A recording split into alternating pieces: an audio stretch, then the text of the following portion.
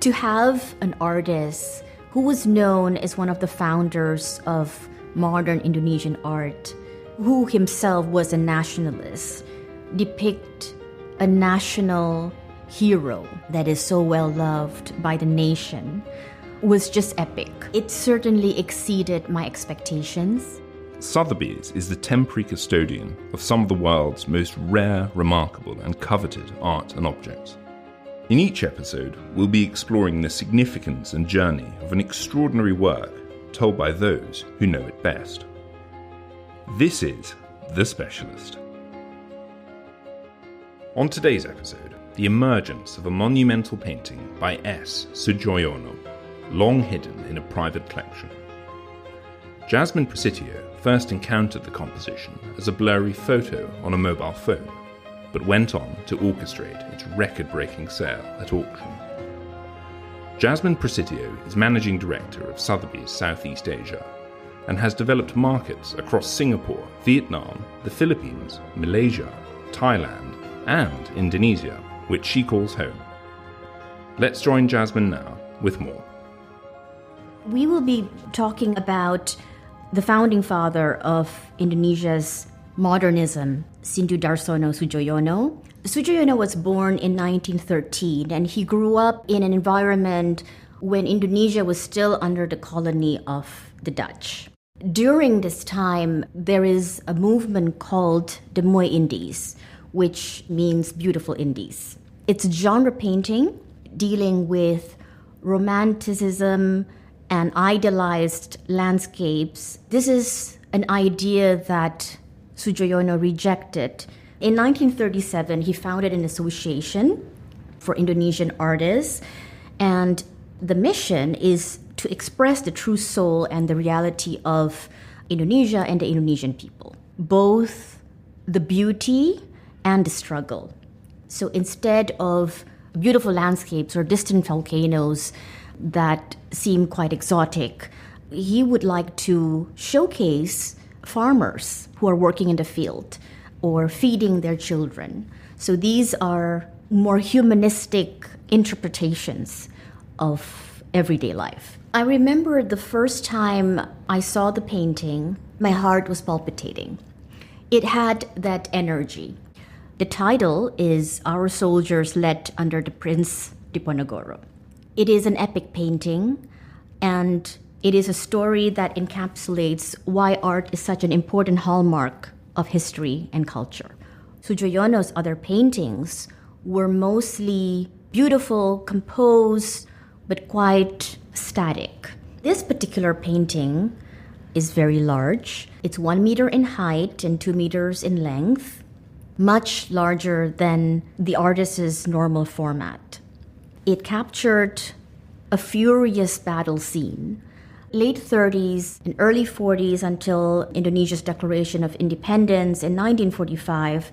That was a constant struggle of independence between nationalist forces and the Dutch. Sudjojono depicted many of these scenes. The protagonist of this painting is Prince Diponegoro, a Javanese legendary historical figure. The prince was often depicted as a national hero and played a significant role in the war against colonization. In this particular scene, Prince Diponegoro is very clearly defeating a Dutch general. Below him, in the foreground, were many people engaged in their own battle. All of this was painted in his typical style, slightly impressionistic, but with a lot of energy, and we can see that all of this dynamism had been incorporated into the brushworks. On top of the painting are a few lines of poetry that Sudjojono wrote. The inscription says, "Our troops, led by Diponegoro himself, had defeated the Dutch. Lieutenant Rodel dead, Mayor Bolowain escaped. We have victoriously gathered all weapons." This is the story of the Kejiwan in Kalasan, Prambanan, 9th August 1826. We will never give up our possession. We will fight until we die. This short prose, influenced by his nationalistic ideals and patriotic sensibilities, can be seen as a direct response to the concerns of the Indonesian people throughout the struggle for independence. That sense of nationalism lived on until the very day that he passed. He poured his heart and soul into the painting.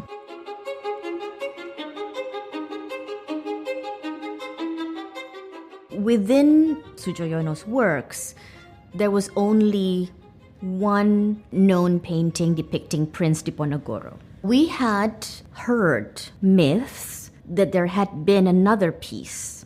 So for many years, we were trying to find out who had this piece. And as Sotheby was preparing for our 40th year in Asia, we were searching for something special. And it was a beautiful serendipity that someone had approached me and mentioned that they know of this piece.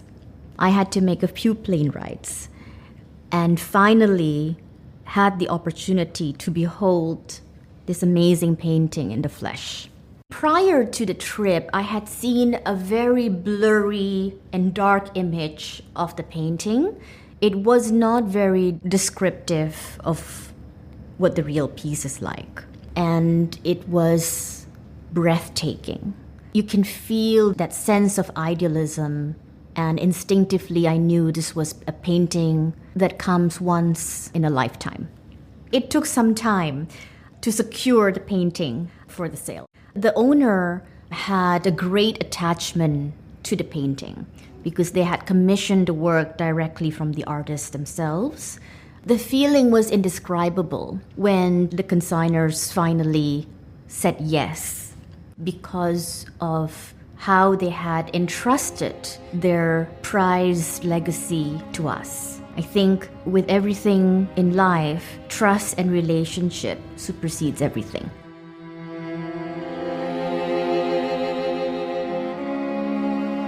So when we brought this piece to auction, it was for the April 2014 sale in Hong Kong, in the evening sale. It was for a milestone moment for Sotheby's, our 40th anniversary in Asia.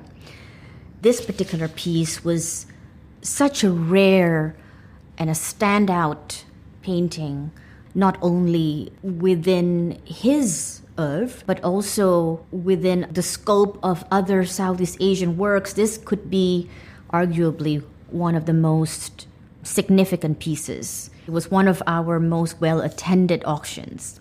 The collectors saw how rare it was to have an opportunity to acquire such an undiscovered treasure. Several bidders were fighting for the piece, and in the end, it was down to 2 bidders.